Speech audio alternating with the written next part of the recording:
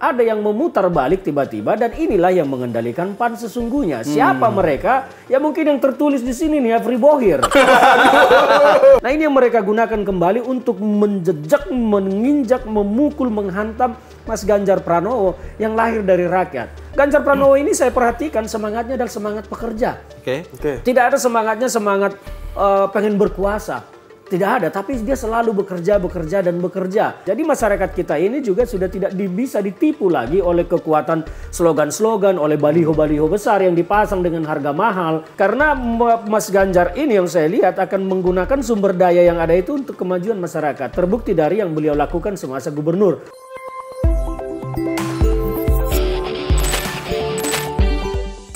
Open table balik lagi. Kemarin beberapa episode lalu gelasnya baru, kalau sekarang ini kaosnya baru. Dapat kiriman. Ya, dari siapa nggak tahu, pokoknya dipakainya enak ya, kita pakai aja. Keren lagi kan? Ganjar versus Every Bohir. Ya nanti kita cari artinya lah. Tapi tamu kita sekarang ini Bang Ferdinand. Nah, ini apa? Caleg dari PDI Perjuangan. Iya. Wah, ini udah nggak asing lagi, udah berkali-kali main di Open Table. Tapi kita mau nanya soal kondisi perkembangan terakhir nih Bang. Beberapa hari lalu 4 partai besar ya. 4 partai, ada Gerindra, ada PKB, ada Golkar, ada PAN. Yang tiba-tiba kemudian menyatakan berkoalisi untuk mendukung Prabowo sebagai Capres 2024. Kabarnya udah mau ganti nama koalisi juga tuh Bang. Apa tuh? Tadinya Kikir. Kikir kan? Kikir. Iya, masa Kikir banyak bohir? Every Bohir. Every Bohir harusnya jangan Kikir. Koalisi Kebangsaan Indonesia Raya kan? Kebangkitan. Kebangkitan. Indonesia Raya, Kikir. Terus mau diganti? Belum tahu nih, masih gitu. Itu mereka nyari nama. Indonesia Raya. Saya pikir Cendana. Tapi ini Bang Ferdinand kan sekarang di pihaknya PDI Perjuangan. Terjepit dong. Jagoin Ganjar Bang. Jadi proyek partai-partai besar Bang. Kita harus melihat sejarah ya. Bahwa geopolitik nasional kita itu tidak jauh-jauh dari pertempuran antara Orde Lama, Orde Baru. Bahwa sejak zaman dahulu bangsa ini didirikan oleh kelompok Orde Lama. Kemudian mereka dibenci, dimusuhi, ditindas oleh lahirnya Orde Baru. Dan mereka berkuasa 30 tahun lebih memimpin bangsa ini, menguasai bangsa ini, dan merampok, mencuri segitu banyak sumber daya alam kita. Pada saat itu negara kita ini negara yang kaya raya. Tetapi masyarakatnya tidak kunjung kaya. Disitulah kontrasting antara penguasa dengan pemimpin. Jadi geopolitiknya di situ. Nah, kalau sekarang kemudian Mas Ganjar dengan PDIP yang representasi dari para pendiri bangsa, geopolitiknya Orde Lama di situ. Sekarang kelompok-kelompok Orde Baru ini terus menggabungkan kekuatan untuk mengambil alih kekuasaan. Mereka menggabungkan ke sumber daya yang mereka miliki itu untuk mengambil kembali apa yang mereka pikir adalah milik mereka. Sementara kelompok Ganjar dan PDI Perjuangan ini kan ini adalah milik rakyat. Jadi mereka harus menggunakan sumber daya seluruh kekuatan yang mereka miliki itu untuk merebut, bahkan mengeroyok, menggebuki bareng-bareng dengan segala upaya mereka miliki bagaimana berkuasa kembali. Karena kekuasaan itu manis dan mereka akan bisa berbagi-bagi seperti dulu lagi. Kalau sekarang kan kalau kita lihat Mas Ganjar memimpin Jawa Tengah. Ya, beliau itu punya banyak catatan prestasi yang tidak boleh diremehkan siapapun. Beliau membangun 1000 lebih embung. Embung ini gunanya apa? Untuk pertanian, menumbuhkan kehidupan. Kontras sekali dengan Prabowo Subianto yang ditugasi presiden membangun food estate, sudah menebangi hutan, merusak bumi tapi gagal 0%. Ini adalah sebuah contrasting bahwa Pak Mas Ganjar Pranowo berhasil membangun embung untuk pertanian dan itu untuk pangan. Prabowo di sebelah sana gagal membangun food estate yang sudah merusak bumi. Itu yang pertama. Yang kedua, Mas Ganjar ini berhasil membangun jalan provinsi 1.700 km lebih. Nah ini Bang pertanyaannya. Prabowo kan ya gagal kemudian. Kenapa orang gagal banyak didukung partai Bang? Masalahnya tadi, kepentingan kelompok Orde Baru ini harus bangkit berkuasa. Karena apa? Motif mereka berkuasa itu bukan untuk membawa bangsa ini baik. Kalau Orde Baru dulu punya motif, andaikan dulu mereka punya motif berkuasa untuk membawa bangsa ini baik, kita Indonesia tidak terlambat maju seperti sekarang. Bentar bang. Kalau Golkar oke lah ya. Dia pendiri, salah satu anasir pendiri Orde Baru. Ya, betul sekali. Gerindra dilahirkan oleh Prabowo yang memang juga masih ada hubungan kuat sama anasir Orde Baru. Tapi PAN sama PKB ini kan partai reformasi sebetulnya. PAN itu didirikan Amin Rais walaupun agak-agak sekarang gitu ya. Tapi ya bagaimanapun ini partai reformasi. PKB didirikan oleh Gus Dur, tokoh reformasi juga. Nah, kok bisa-bisanya abang bilang tapi di situ harus dilihat bahwa PAN ini warnanya apa, coraknya apa, dan dikendalikan oleh siapa. Kita baru bertanya sekarang, betulkah PAN ini dikendalikan oleh ketua umumnya Zulkifli Hasan? Waduh, siapa dong yang mendalikan? Saya agak meragukan. Boleh dong saya meragukan itu. Dari gerak politiknya yang dulu sudah mendatangi PDIP dan bahkan menyatakan akan mendukung Ganjar berpasangan dengan Erik, bahkan menyebut nama secara vulgar ya, tanpa inisial. Tiba-tiba berbelok. Putar balik nih. Artinya apa? Ada yang menyetir, ada yang memutar balik tiba-tiba, dan inilah yang mengendalikan PAN sesungguhnya. Siapa mereka? Ya mungkin yang tertulis di sini nih, Every Bohir. Aduh, kita kena tuh. Every Bohir. Jadi kalau partai itu kuat dikendalikan oleh semangat reformasi, saya pikir mereka tidak akan mau bergabung dengan anasir-anasir Orde Baru yang justru mereka tumbangkan pada saat itu. Bagaimana mungkin orang-orang yang menumbangkan Orde Baru kemudian bersatu kembali dengan mereka? Kecuali di belakang mereka sekarang berdiri justru adalah anasir-anasir Orde Baru juga. Jadi masyarakat harus melihat cerdas sekarang bahwa ini adalah pertarungan Orde Baru dan Orde Lama. Bahasa kasarnya sekarang Orde Baru ini Goliat dari sumber daya yang mereka miliki. Mereka telah merampok banyak sekali, ribuan triliun bahkan mungkin puluhan triliun sumber daya alam kita selama ini. Nah, ini yang mereka gunakan kembali untuk menjejak, menginjak, memukul, menghantam Mas Ganjar Pranowo yang lahir dari rakyat. Ganjar Pranowo ini saya perhatikan semangatnya adalah semangat pekerja.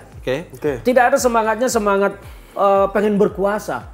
Tidak ada, tapi dia selalu bekerja dan bekerja. Nah, lahirlah di sana yang merasa bahwa ini kalau Ganjar Pranowo berkuasa, wah kita tidak dapat bagian-bagian lagi nih. Akhirnya yang sana minta izin ke rakyat. Akhirnya mereka mencoba minta izin ke rakyat, meskipun sebetulnya rakyat yang mana yang dimaksud ini kan kita agak bertanya-tanya. Kalau representasi rakyat ini sekarang kan kita lihat dengan kepuasan kinerja terhadap pemerintah sekarang, tentu mereka akan mengikuti bahwa ini kan gerbong besarnya adalah pemerintah sekarang ini adalah PDI Perjuangan. Maka rakyat akan mengikut itu. Tapi mereka kemudian meminta izin, saya pikir agak aneh ya. Bang, bentar Bang. Iya, kalau itu kan urusan ideologi politik, Bang. Ngomong tadi bahwa ini adalah pertarungan antara Orde Baru dengan Orde Lama.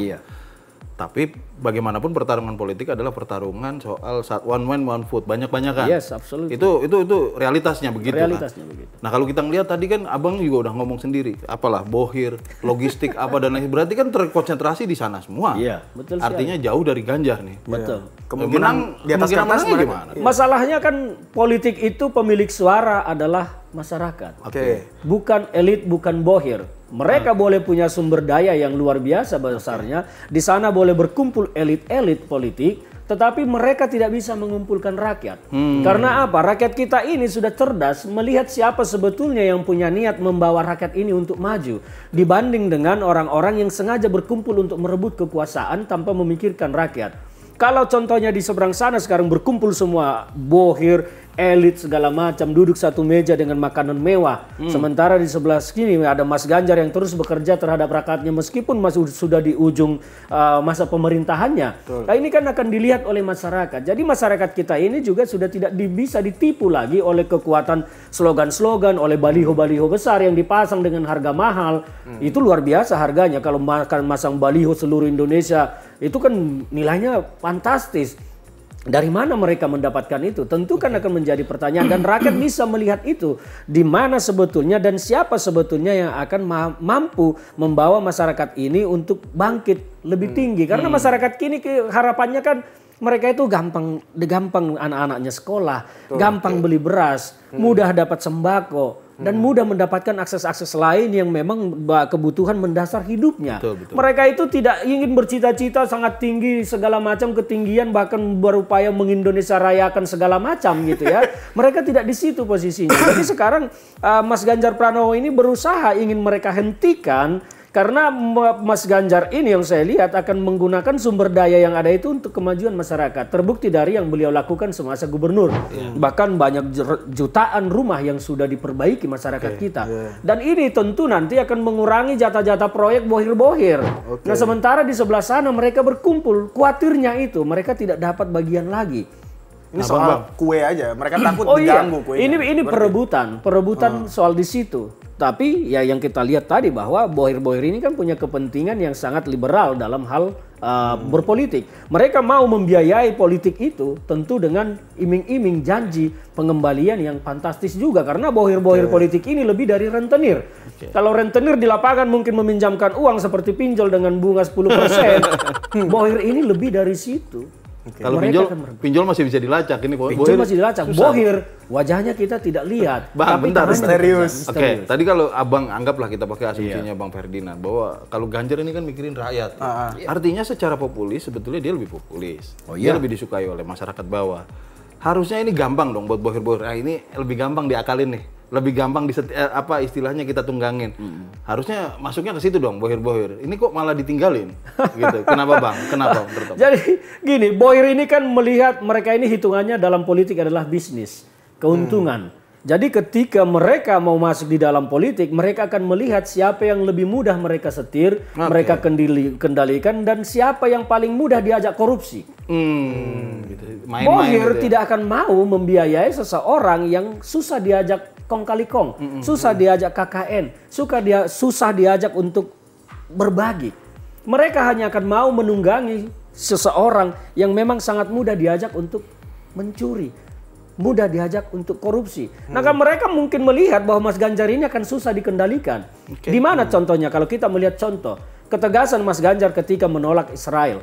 Ialah banyak yang kecewa, banyak yang protes. Tetapi kita harus melihat di sana bahwa itu adalah sebuah ketegasan sikap yang tidak mau kompromi. Itu adalah ketegasan sikap. Meskipun sebetulnya opini banyak dikembangkan seolah-olah Prabowo itu tegas, bersikap. Padahal dia bukan tegas, kasar. Banting meja, pukul meja, segala macam. Kita tidak butuh pemimpin yang begini. Tapi ketegasan sikap itu menyatakan tidak ya tidak. Harus dilakukan. Walaupun tidak populer. Ini yang dilihat. Jadi Bohir melihat bahwa Ganjar ini tidak bisa dikendalikan. Mungkin kemarin juga pada saat soal Piala Dunia itu mungkin sudah banyak juga bandar-bandar judi bola yang merasa akhirnya rugi. Mereka gara-gara ini Ganjar berat nih. Akhirnya mereka berkumpul di sana semua untuk membiayai sebuah kelompok yang mereka pikir bisa mereka tunggangi untuk memenangkan pertempuran politik ini, dan mereka akan mendapat keuntungan politik di sana. Setelah mereka mendapat keuntungan politik, siapa yang akan rugi? Masyarakatlah yang akan rugi. Rakyat kita yang akan rugi. Kalau kita ngelihat ke belakang gitu kan, sejak pemilu langsung, sebenarnya itu kan yang didukung banyak partai itu justru kalah. 2004, 2014, ya kan? Betul. 2014 kurang apa coba semua kekuatan di Prabowo. Dan itulah yang saya sebut tadi bahwa pemilik suara itu bukan elit. Mereka boleh memiliki banyak uang, mereka boleh memiliki legalitas sebagai ketua umum partai, tetapi mereka bukan pemilik suara. Pemilik suara itu adalah rakyat. Mereka lah, makanya ada berbunyi ya, suara rakyat adalah suara Tuhan. Jadi mereka jangan berpikir mampu membeli suara Tuhan. Tidak akan pernah bisa terjadi. Nah itu ya makanya kemarin Bu Mega, Ketua Umum PDI Perjuangan, menyampaikan bahwa turunlah ke rakyat. Yang penting grassroots kata grassroots, karena memang mereka lah pemilik suara. Karena rakyat inilah yang harus kita didik untuk melawan kekuasaan oligarki yang membiayai politik ini. Karena mereka yang membuat bangsa ini miskin. Lihat mereka terus semakin kaya, tapi rakyat akan jatuh. Ini menarik Bang. PDI Perjuangan ini kan memang salah satu partai besar semenjak era reformasi. Paling sering menang. Iya. Cuma kalau lihat dari sejarahnya, bener kemarin ketika menanggapi itu ada yang ngomong bahwa PDI Perjuangan itu sudah terbiasa dikeroyok. Bahkan memang jauh sebelum itu era Orde Baru pun memang PDI Perjuangan juga kan memang habis-habisan diinjek-injek sama suara PDI. Mungkin satu-satunya ketua umum partai yang pernah hampir mati cuma Megawati hari ini kan. Kalau kata Gus Dur katanya kan dia dan Mega itu diincar nyawanya pada saat itu. Nah, kalau abang sendiri ngeliat dari dalam gimana sih mentalitas teman-teman di PDI Perjuangan itu yang ngelihat, oke, kita dikeroyok sekarang, nggak takut, biasa gitu. Kalau saya sendiri sebagai kader baru di PDI Perjuangan ya, saya melihat perkumpulan kemarin itu, saya menyebutnya perkumpulan ya, saya tidak ingin menyebutnya gerombolan juga. Saya anggaplah perkumpulan mereka, koalisi itu, saya sama sekali tidak gentar. Karena selama sebulan terakhir saya aktif turun ke bawah, ternyata rakyat itu masih mencintai yang namanya PDI Perjuangan. Mereka masih ingin berkelanjutan untuk memimpin, meneruskan perjuangan bangsa ini ke depan. Jadi kalau kader-kader di dalam, saya pikir mereka yang lebih militan dari saya, senior-senior saya di partai, pasti mereka akan lebih militan dan akan mungkin menyatakan, wah ayo kita lawan, emang mereka siapa. Saya belum menemukan ya setidaknya mental-mental tempe di PDI Perjuangan. Karena seperti Bung Karno pernah berkata, kita bukan bangsa tempe. Dan di PDI Perjuangan itu tidak ada mental tempe. Mereka pasti akan fight, melawan. Dan sudah terbukti dan teruji bahwa PDI Perjuangan digencet oleh Orde Baru dengan kekuatan yang luar biasa. Tapi ternyata malah Ibu Mega itu tampil sekarang dan menjadi sosok terkuat dalam kancah perpolitikan nasional. Lihat sekarang faktanya. Semua kemarin ingin ketemu dengan Bu Mega, semua pengen ketemu. Dan Bu Mega menyaring karena beliau berpikir tentang bangsa dan negara ke depan. Bukan hanya sekedar ingin menang-menangan berkuasa. Saya melihat Bu Mega betul-betul menyaring siapa yang ingin beliau ajak untuk meneruskan kemajuan bangsa ini. Jadi kalau kita di PD Perjuangan, saya sangat meyakini teman-teman saya, kader-kader senior di sana, senior-senior saya pasti akan lebih berani dari saya. Saya aja kader baru berani, apalagi kader-kader yang senior di sana. Korea nih. Bang. Korea nih. Oh iya, Korea. Saya dapat bocoran, entah beneran atau enggak, tapi katanya Bu Mega ini nggak suka sama orang yang tipikal orang yang nyodorin diri gitu loh. Saya pengen banget nih jadi nih, gitu ya. Gitu. Contohnya menggebu-gebu gitu loh. Itulah makanya kenapa katanya salah satu alasannya PAN itu tidak langsung disambut ketika ini karena dia langsung ujuk-ujuk. Nyebut nama Erick Thohir harus jadi cawapresnya. Makanya kita mikirin ini. Nah itu Bu Mega itu kan pengalaman politiknya sudah luar biasa panjang, bahkan menghadapi dan mengalami sebuah situasi yang sangat sulit. Jadi beliau itu sangat menghitung situasi. Kalau ada yang langsung menyodorkan diri, Ibu akan melihat ini ada kepentingan pasti. Kepentingan apa? Kepentingan pribadi kelompok. Jangka pendek. Kalau memikirkan kepentingan negara, tentu tidak akan ada yang menyodorkan nama secara vulgar atau frontal. Pasti akan berpikir ya sudah nanti kita lihat kepentingan bangsa ke depan. Siapa yang paling cocok mendampingi Mas Ganjar. Jadi kalau ada yang ujuk-ujuk, saya dong yang mendampingi. Atau si A menawarkan, pokoknya kami mau berkoalisi kalau si ini pendampingnya. Nah itu saya melihat bahwa Ibu punya analisis tersendiri. Orang-orang seperti ini, orang-orang yang terlalu bernafsu berkuasa, ya memang harus direm dulu. Karena mungkin dia akan mengedepankan kepentingan pribadinya, kelompoknya daripada kepentingan negara. Sementara Ibu Mega selalu mengedepankan kepentingan negara. Berproses bareng lah gitu. Berproses bareng. Jadi intinya bahwa ada proses yang harus diikuti dan tujuannya semua adalah untuk bangsa dan negara. Ini menarik, Bang. Sekarang sebaliknya di kekuatan besar partai-partai kumpulan partai ini ada 4 partai itu di gengnya Prabowo. Ini semuanya bawa striker semua nih. Prabowo ya Gerindra ya sudah tentu kan karena capresnya. Sementara PAN itu harus Erick. Mau nggak mau harus nyodorin Erick sebagai cawapres. Golkar Erlangga sampai sekarang mandat Munas. Iya, kita ketahui sebetulnya masih kepengen itu ini mandat Munas. Dia capres atau cawapres lah sebetulnya. Sementara Caimin tahu sendiri, kemarin udah ngancem-ngancem. 11-12. Kalau ini saya tinggal nih Prabowo gitu. Udah jelas gue lepas kata dia. Ini striker semua, Bang. Ini bawa titipan striker semua. Ini gimana mereka nyelesainnya? Ini yang saya kemarin saya sampaikan bahwa ketika koalisi ini terbentuk, saya bilang bahwa ini akan sulit terwujud secara permanen. Kenapa? Karena semua yang bergabung ini adalah orang-orang yang pengen mencetak gol. Ketika orang-orang yang ingin mencetak gol berkumpul dan tidak ada yang memberi umpan bola, maka gol tidak akan pernah tercipta. Justru mereka akan saling mematahkan kaki masing-masing. Karena berebutan ngambil bola dari kaki temannya untuk mencetak gol. Nah, kecuali kalau ada pemain gelandang mengumpan bola ke depan, maka gol kemungkinan tercipta. Tapi ini sama-sama ingin mencetak gol, maka mereka akan mematahkan kaki temannya untuk mengambil bola supaya dia mencetak gol. Jadi saya pikir bahwa tantangan dan hambatan dari koalisi ini ke depan masih sangat besar. Saya masih melihat dan bahkan analisis saya menyatakan ini tidak akan maju sebesar ini. Pasti akan ada yang keluar nanti menurut saya karena tadi ada kepentingan di situ. Kemarin baru rebutan antara Erick Thohir sama Imin aja udah dehem-deheman nih. Ini tambah 2 nama baru. Tambah lagi Erlangga. Erlangga modalnya lebih kuat lagi. Gue punya 85 kursi, Bro. Makanya ini kan repot juga. Ya itulah. Jadi mereka yang berkumpul itu kan hanya elit-elit yang merasa memiliki rakyat. Tapi mereka lupa bahwa rakyat ini tidak menginginkan hal seperti lagi. bukan di tangan Bohir. Rakyat ini ingin mereka dipimpin oleh orang-orang yang tulus. Orang-orang yang memang mau membawa rakyat ini maju. Bukan orang-orang seperti mereka yang hanya merasa, oh rakyat ini udahlah kita kendalikan. Kalau perlu kita beli, kita bayar. Segala macam seperti itu. Jadi ya mereka saya pikir sesat dalam berpolitik ya. Tapi ini kayaknya benar Bang, mereka itu cuma mikirin elitnya aja ya. Oh, iya? Artinya mikirin diri sendiri. Soalnya kalau ngelihat surveinya SMRC itu sebenarnya ya cuman ini Golkar aja yang banyak pemilihnya tuh pengen ke Prabowo. Tapi PAN sama PKB itu enggak loh. Kalau kita mau melihat sosok-sosok mereka, kita jangan melihat partai. Airlangga, Caimin, Jul, segala macam. Elektabilitas mereka sebagai cawapres maupun cawapres itu sangat rendah. Tidak merepresentasikan partai. Tapi mengapa mereka sangat berhasrat untuk maju? Nah inilah tadi bahwa mereka mengusung kepentingan tertentu untuk pribadi dan kelompoknya. Kalau untuk rakyat mereka pasti akan justru malu menawarkan diri karena elektabilitasnya pun cuma 0, sekian persen. Itu tidak menunjukkan dia mendapat dukungan dari rakyat. Harusnya malu menyatakan saya siap jadi wapres. Jadi ini mewakili kepentingan elitnya aja nih ya? Ini hanya suara Bohir. Kepentingan elit dan suara Bohir yang bergerak di belakang. jadi enggak melenceng-melenceng amat lah ya kita pakai kaos makanya ini. Saya tadi begitu saya melihat kaos ini, waduh ini memang benar Refri Bohir sedang berkumpul untuk mengambil alih kekuasaan supaya mereka bisa membagi-bagi Indonesia ini lagi. Nah ini kita jadi nanya siapa yang ngirim ini? Kok bener yang ngirim? Jadi kesimpulannya Bang, kalau dari Bang Ferdinand, dengan dikerubutin gini masih optimis?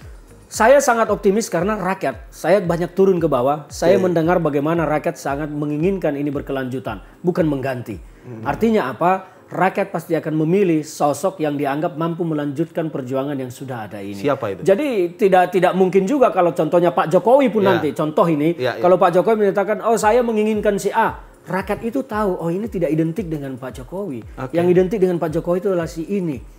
Makanya saya melihat ketika saya turun ke bawah, di bawah itu selalu menyebut nama Mas Ganjar. Makanya saya sangat optimis bahwa biarpun ini dikerubutin rame-rame, saya yakin bahwa Mas Ganjar akan menang Pilpres nanti.